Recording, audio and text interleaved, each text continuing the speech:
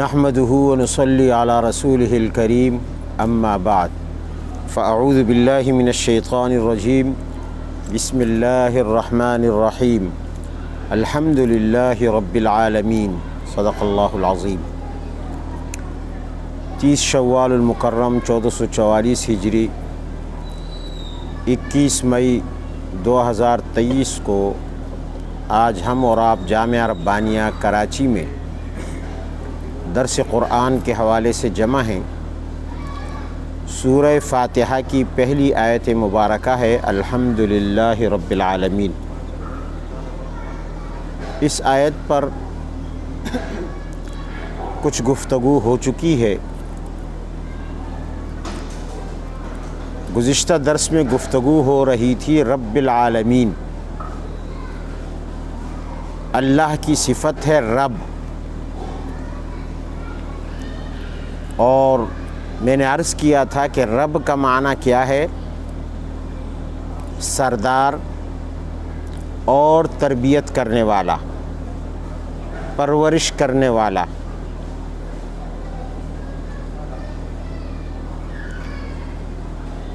اور ظاہر ہے کہ پرورش کرنا، تربیت کرنا یہ صرف خالق کا نہیں، مخلوق کا بھی کام ہے۔ مخلوق بھی تربیت کرتی ہے، استاد تربیت کرتا ہے شاگردوں کی،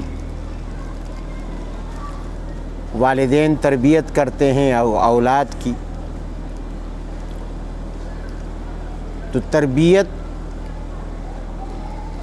مخلوق کی بھی صفت ہے، اور رب کا معنی ہے سردار، تو سرداری مخلوق میں بھی چلتی ہے۔ تو رب کا استعمال، لفظ رب کا استعمال خالق کے لیے بھی ہوتا ہے، مخلوق کے لیے بھی ہوتا ہے۔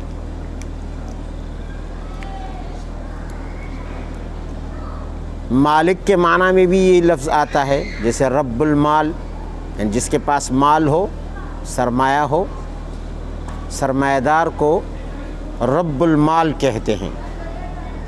رب الدار، جس کا گھر ہو، گھر والے کو رب الدار کہتے ہیں۔ غلام جس کے پاس موجود ہو تو اس غلام کے مالک کو بھی رب کہا جاتا ہے۔ رب العبد یعنی غلام کا رب۔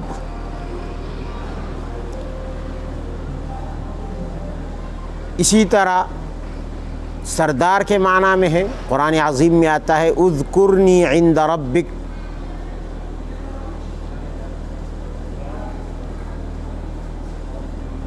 یوسف علیہ السلام جب جیل میں تھے تو جیل سے ایک آدمی رہا ہو رہا تھا جس کا تعلق شاہی دربار سے تھا۔ تو حضرت یوسف علیہ السلام نے اپنا کیس اس کے حوالے کیا، اپنا مقدمہ اس کے حوالے کیا، اور فرمایا اذکرنی عند ربک، اپنے سردار کے پاس میرا ذکر کر دینا۔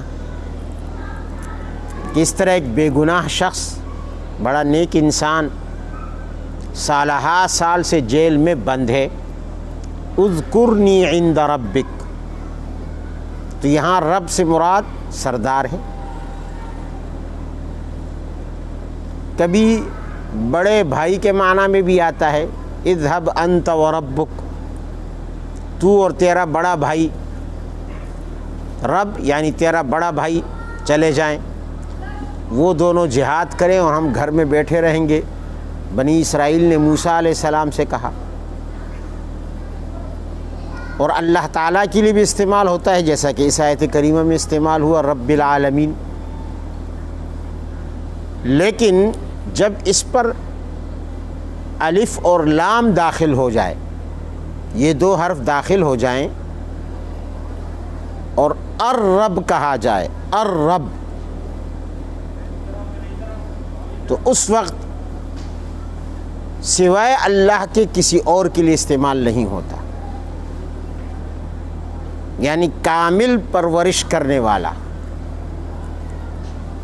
اور ظاہر ہے کہ کامل پرورش کرنے والی ذات صرف اللہ کی ہے۔ نہ استاد اپنے شاگردوں کی کامل پرورش کر سکتا ہے، نہ والدین اپنی اولاد کی کامل پرورش کر سکتے ہیں، صرف اللہ تعالیٰ ہی کی ذات ہے جو اپنے مخلوق کی کامل پرورش کر سکتی ہے اور کرتی ہے۔ اس وقت یہ پھر کسی کے لیے استعمال نہیں ہوتا۔ جیسے علی کا لفظ انسانوں کے ناموں میں علی کا لفظ مشہور ہے، انسان کا نام رکھ دیا جاتا ہے، لوگ اپنی اولاد کا نام علی رکھ دیتے ہیں۔ مشہور صحابی ہیں، نبی علیہ السلام کے داماد ہیں حضرت علی رضی اللہ عنہ، ابو طالب کے بیٹے، علی نام ہے ان کا۔ نبی علیہ السلام کے ایک نواسے ہیں، سب سے بڑی بیٹی حضرت زینب رضی اللہ تعالی عنہا کے صاحبزادے ہیں حضرت ابو الربیع، جو نبی علیہ السلام کے داماد ہیں، ان کے بیٹے ہیں حضرت ابو الربیع رضی اللہ عنہ کے، اور ان کا نام کیا ہے؟ علی۔ یہ وہ علی ہیں، ایک تو علی ابن ابی طالب ہیں حضرت علی، یہ علی رضی اللہ عنہ وہ ہیں کہ جب نبی علیہ الصلاۃ والسلام مکہ معظمہ آپ نے فتح فرمایا تو جس اونٹنی پر آپ سوار تھے، ابو العاص، ان کے والد کا نام ابو العاص ہے، ابو العاص رضی اللہ تعالی عنہ، ابو الربیع نہیں، ابو العاص رضی اللہ تعالی عنہ جو بنو امیہ سے تعلق رکھتے تھے، یہ نبی علیہ السلام کے داماد تھے، بڑی بیٹی کے شوہر تھے۔ لوگ بنو امیہ کو گالیاں دیتے ہیں آج کل، جن میں تشیع اور شیعیت کے جراثیم ہوتے ہیں، جبکہ نبی علیہ السلام نے اپنی 3 بیٹیاں بنو امیہ کو دی ہیں۔ ایک بیٹی حضرت ابو العاص کو دی ہے جو کہ بنو امیہ سے تعلق رکھتے تھے، اور 2 بیٹیاں حضرت عثمان رضی اللہ تعالیٰ عنہ کو دی ہیں، رقیہ اور ام کلثوم رضی اللہ عنہما۔ اگر بنو امیہ قابل نفرت قوم ہوتی تو نبی علیہ السلام ہرگز اپنی 3 بیٹیاں بنو امیہ کو نہ دیتے، 3 بیٹیاں، اور حضرت عثمان کو تو جو 2 بیٹیاں دی اور دونوں فوت ہو گئیں، تو فرمایا اگر میری 40 بیٹیاں بھی ہوتی میں ایک ایک کر کے ساری کی ساری عثمان کے نکاح میں دے دیتا۔ جس قوم سے نبی علیہ السلام کو اتنا پیار ہو اس پر لعنت کرنا، نبی علیہ السلام کی دل آزاری نہیں ہوگی تو اور کیا ہوگی؟ خیر، تو میں عرض کر رہا تھا کہ علی نبی علیہ السلام کے نواسے ہیں۔ جب نبی علیہ الصلاۃ والسلام مکہ فتح کر رہے تھے اور پھر بیت اللہ پہنچ کر آپ نے 360 بت گرائے، اس وقت آپ کے پیچھے سواری پر جو سوار تھے وہ یہی علی تھے، جو نبی علیہ السلام کی پیاری بیٹی حضرت زینب کے صاحبزادے تھے۔ ہمیں تو صرف حضرت حسن اور حضرت حسین کا نام معلوم ہے کہ نبی علیہ السلام کے یہ 2 نواسے ہیں۔ یہ پروپیگنڈے کا یہ اثر ہے کہ ہم سے نبی علیہ السلام کی اور اولاد ہمارے ذہنوں سے فراموش کرا دی گئی ہے، بھلا دی گئی ہے۔ ہمیں نہیں معلوم کہ نبی علیہ السلام کی اور بھی بیٹیاں تھیں، ان کے اور بھی نواسے تھے، ان کے اور بھی نواسیاں تھیں۔ حضرت امامہ باقاعدہ آپ کی اسی بیٹی کے بطن سے پیدا ہوئی ہیں اور آپ کی نواسی ہیں۔ تو علی الزینبی رضی اللہ عنہ جو نبی علیہ السلام کے نواسے تھے، آپ کو ان سے اتنا پیار تھا کہ فتح مکہ کے موقع پر ان کو اپنے پاس اپنے ساتھ سواری پر پیچھے بٹھایا، اور آپ نے باقاعدہ 360 بت جب آپ گرا رہے تھے تو یہی علی آپ کے ساتھ آپ کی مدد کر رہے تھے۔ تو بہرحال عرض کرنے کا مقصد یہ تھا کہ علی نام بندوں کا بھی رکھا جاتا ہے، لیکن یہی علی اللہ کی صفت ہے۔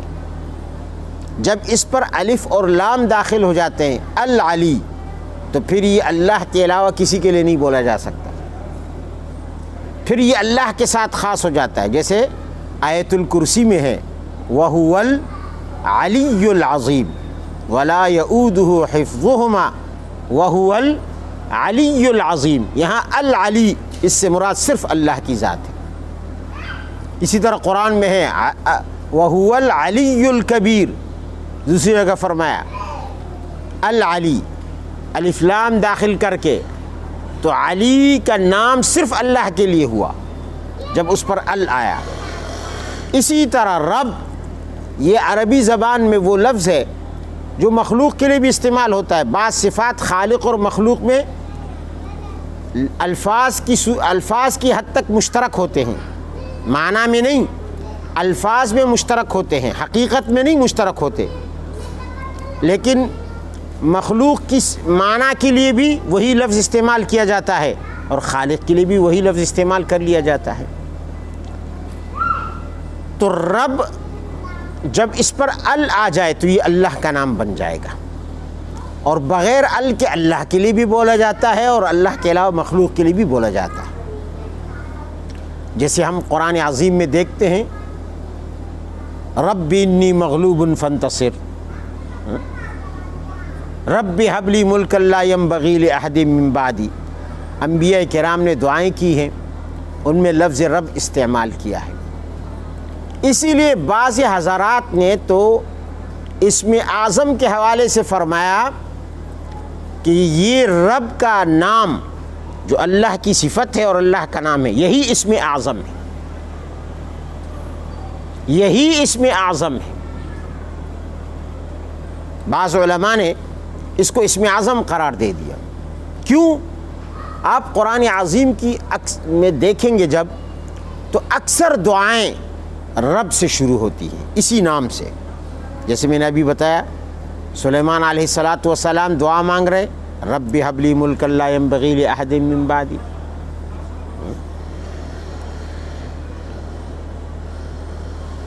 رب انی مسنی الضر، ایوب علیہ السلام نے اپنی تکلیف اپنی بیماری کے لیے دعا مانگی اسی نام کو وسیلہ بنا کر۔ زکریا علیہ السلام کو اولاد کی ضرورت پڑی، اسی نام کا وسیلہ ذکر کیا، رب لا تذرنی فردا وانت خیر الوارثین۔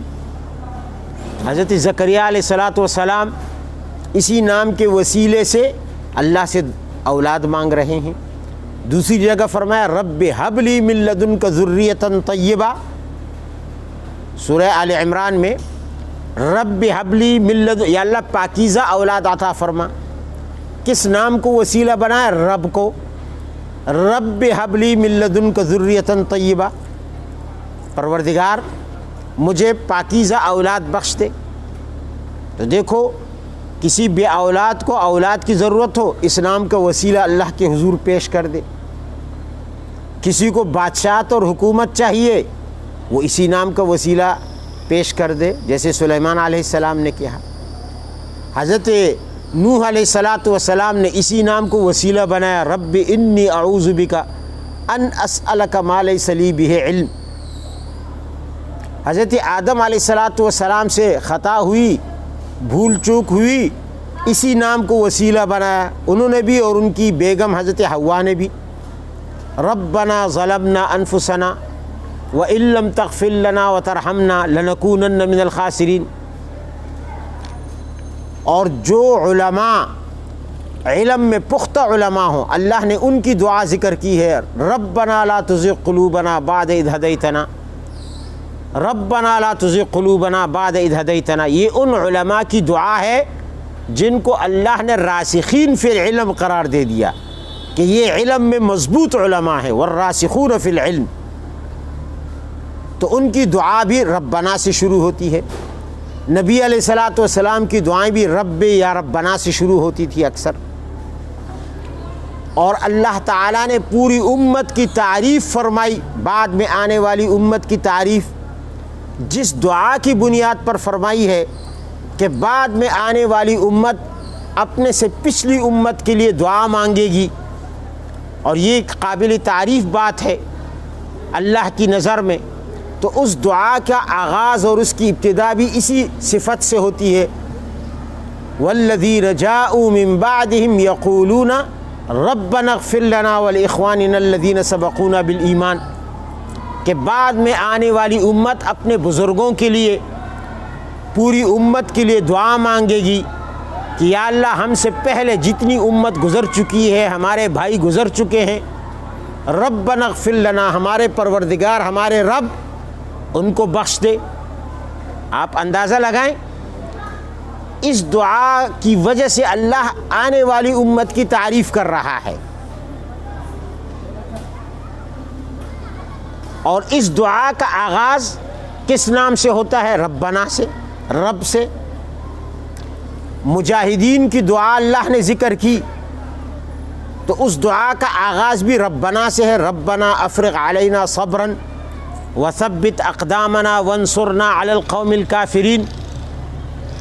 مجاہدین کی دعا اللہ ذکر کر رہا ہے کہ میدان جہاد میں جب کفر کے سامنے سینہ سپر ہوتے ہیں، اس وقت ان کی دعا ہوتی ہے، اس دعا کی شروعات، اس دعا کا آغاز، اس دعا کی ابتدا ہی اس پیارے نام سے ہوتی ہے، ربنا اغفر لنا ذنوبنا واسرافنا ربنا افرغ علینا صبرا۔ یا اللہ ہمیں، یہ پروردگار ہم پر صبر بہا دے، اتنا صبر بہا دے کہ ہم میدان میں دشمن جتنا بھی طاقتور ہو اور ہم جتنے بھی کمزور ہوں، ہم دشمن کے مقابلے میں ثابت قدم رہیں، ڈٹے رہیں، اتنی استقامت ہم پر بہا دے۔ آپ اندازہ لگائیں، یہ دعا بھی شروع کہاں سے ہوتی ہے؟ اسی پیارے نام سے، ربنا سے۔ اور اس کے علاوہ، یہ تو میں نے آپ کو چند آیتیں اور چند نمونے پیش کیے، ورنہ قرآن عظیم میں بہت ساری، اصحاب کہف کی دعا ہے، اصحاب کہف کی دعا، انہوں نے دعا مانگی، کیا دعا مانگی؟ ربنا آتنا من لدنک رحمتا وہیئ لنا من امرنا رشدا۔ ربنا آتنا، لیکن وہاں بھی انہوں نے رب کو وسیلہ بنایا، اس پیارے نام کو وسیلہ بنایا، ربنا آتنا من لدنک رحمہ، اے ہمارے پروردگار ہمیں اپنی طرف سے رحمت عطا فرما۔ یہ اصحاب کہف جن کی ولایت میں کوئی شک نہیں ہے، اس لیے کہ قرآن نے انہیں ولی قرار دے دیا ہے، انہیں صاحب ایمان قرار دے دیا ہے، مضبوط ایمان والا قرار دیا ہے۔ ان کی دعا بھی جس کو قرآن نقل کرتا ہے، وہ دعا کوئی قدر و قیمت رکھتی ہوگی نا، کہ جس کو اللہ، جن کے الفاظ کے، جن کے منہ سے نکلے ہوئے الفاظ کو اللہ نے وحی بنا کر، قرآن بنا کر محمد رسول اللہ صلی اللہ علیہ وسلم پر اتارے، تو یہ دعا کوئی قدر و قیمت رکھتی ہوگی۔ اسی وجہ سے کہ قرآن عظیم کی بیشتر دعائیں، انبیاء کی دعائیں، اولیاء کی دعائیں، اولاد مانگنے کے لیے دعائیں، دشمن سے نجات مانگنے کے لیے دعائیں، بیماری سے نجات کے لیے دعائیں، الغرض جو بھی دعائیں ہیں، اکثر و بیشتر ان کا آغاز اس صفت سے ہوتا ہے۔ اتنی کثرت کے ساتھ یہ نام دعاؤں میں آتا ہے۔ اور آپ نماز پڑھتے ہیں، نماز میں جب ہم اختتام کرتے ہیں درود کے بعد، تو ہماری جو دعا ہوتی ہے اکثر اسی نام مبارک سے ہے، ربنا آتنا فی الدنیا حسنہ وفی الآخرۃ حسنہ وقنا عذاب النار۔ وہاں بھی اسی نام کو ہم نے وسیلہ بنا دیا۔ نماز سے رخصت ہوتے ہوتے اسی نام سے وسیلہ ہم نے بنایا، وسیلہ پکڑا اور اسی کو وسیلہ بنایا، اور جہنم سے نجات کی دعا مانگی۔ تو دیکھیں، اس لیے بعض علماء نے فرمایا کہ یہ اسم اعظم ہے۔ اور پھر دوسری وجہ اسم اعظم ہونے کی یہ بھی ہے کہ رب اور مربوب کے درمیان ایک رشتہ اور ایک تعلق کا پتہ دے رہا ہے یہ نام۔ رب یعنی تربیت کرنے والی ذات جو اللہ کی ہے، مربوب یعنی مخلوق جس کی تربیت کی جاتی ہے، ہم مربوب ہیں یعنی ہماری تربیت کی جاتی ہے، تو ہمارے اور رب کے درمیان ایک رشتے کا، جسے آپ کہیں کہ یہ فلاں کا والد ہے، فلاں کا بیٹا ہے، تو والد ہونا یہ ایک رشتے کا پتہ دے رہا ہے کہ ان دو بندوں کے درمیان ایک تعلق ہے. کیا ہے؟ ایک رشتہ ہے. یہ پرائے نہیں ہے، یہ اجنبی نہیں ہے ایک دوسرے کے لیے، یہ ایک دوسرے سے جڑے ہوئے ہیں، ایک دوسرے سے ان کا تعلق ہے. تو والد کہنے کا مقصد یہی ہوتا ہے کہ یہ دو بندے آپس میں ایک دوسرے سے ولدیت میں جڑے ہیں. بیٹا کہنے کا مقصد یہی ہوتا ہے کہ ان کے درمیان ایک زنجیر ہے، اس زنجیر نے ان دونوں کو جوڑ دیا ہے، آپس میں باندھ دیا ہے. یہی مطلب ہے نا والد کہنے کا، بیٹا کہنے کا، بھائی کہنے کا، ماں کہنے کا. تو اسی طرح جب کہا جاتا ہے رب، تو یہاں ذکر ہوا خالق کا، کیونکہ تربیت وہی کرنے والا ہے اور یہ اسی کی صفت ہے، لیکن ساتھ میں مخلوق کے ساتھ اس کے رشتے کا ذکر ہو گیا. جب آپ کہتے ہیں والد، تو والد کے ساتھ بیٹے کا تصور بھی لازم ہے. بغیر اولاد کے کوئی والد، بولو بغیر اولاد کے کوئی والد نہیں بن سکتا. تو والد کے ساتھ اگرچہ آپ بیٹے کا نام نہ لیں، لفظ بیٹا ذکر نہ کریں، بیٹے کا نام نہ لیں، لیکن جب آپ نے کہہ دیا والد تو بیٹے کا تصور اس کے ساتھ خود بخود آ گیا. اس کو ہمارے ہاں منطق کی اصطلاح میں لزومی ذہنی کہتے ہیں. تو یہ خود بخود ذہن میں بیٹے کا تصور آئے گا. والد کا تصور بیٹے سے الگ نہیں ہو سکتا. اور جب آپ کہیں گے بیٹا تو والد کا تصور خود بخود آئے گا. یہ دونوں آپس میں جڑے ہوئے ہیں، الگ نہیں ہو سکتے. اسی طرح جب آپ کہیں گے رب تو رب کے ساتھ مخلوق کا تصور خود بخود آ جائے گا. رب کے ساتھ مخلوق کا تصور خود بخود آ جائے گا، اس لیے کہ رب وہی ہے جس کے لیے ایسی مخلوق ہے جس کی وہ تربیت کرے. رب کے لیے مخلوق کا ہونا ضروری ہے تاکہ وہ تربیت کرے، اور مخلوق کے لیے رب کا ہونا ضروری ہے تاکہ وہ اس سے تربیت لے.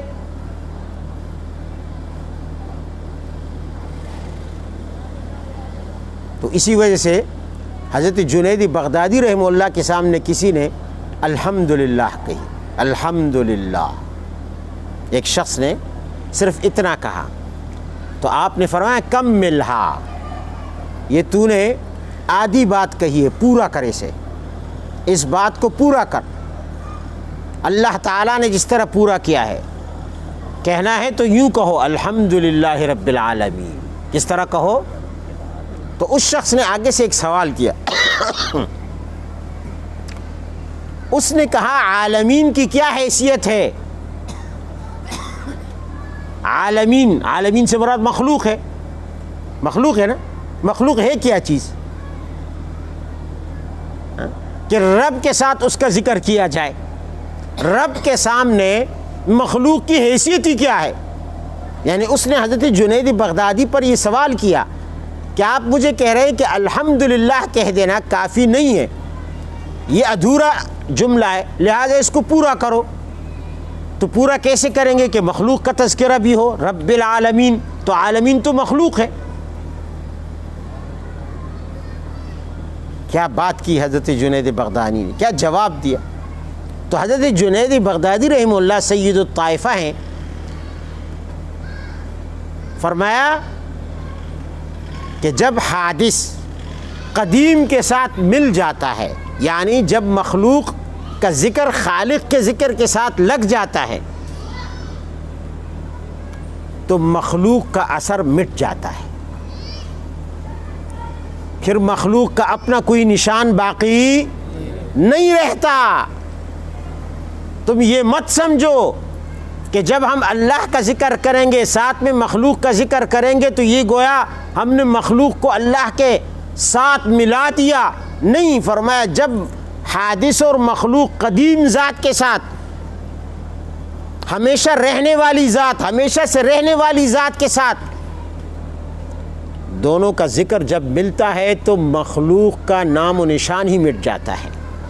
لا یبقى له اثر، حضرت جنید کے الفاظ ہے، اس کا کوئی نشان ہی باقی نہیں رہتا، وہ فنا ہو جاتی ہے خالق میں. وہ خالق میں وہ مخلوق کیا ہو جاتی ہے؟ اس کا اثر فنا ہو جاتا ہے، اس کا نشان، نام و نشان ختم ہو جاتا ہے، اور نشان اور نام صرف اللہ کا رہ جاتا ہے۔ اسی لیے اللہ تعالیٰ نے بھی اسے مکمل کیا، فرمایا الحمدللہ رب العالمین۔ انشاءاللہ بقیہ گفتگو اگلے درس میں ہوگی۔ وآخر دعوانا ان الحمدللہ رب العالمین۔